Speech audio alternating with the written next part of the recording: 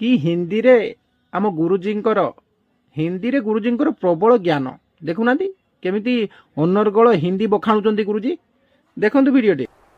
चल झूठा। और निश्चित रूप से वो जो घटना घटी उनके तो निश्चित रूप से वो इंक्वायरी होगा।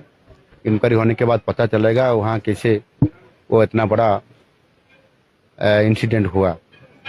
और इसी आधार पर निश्चित रूप से घटना घटी है वो तो ऊपर वाला के ऊपर ही भरोसा किया जा सकता है कि जो घटना घटी वो कैसे हुआ क्यों हुआ वो बात हमारा पास नहीं है। इसी आधार पर निश्चित रूप से हम बहुत दुखी हैं।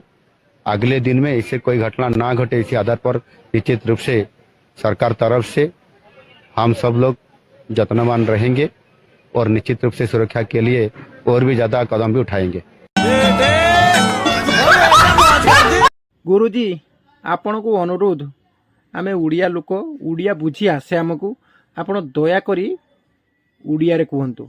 आपण हिंदी कही एमती आउ हिंदी रो कौन कहबी माँ भौणी आउ एक करंतुनी।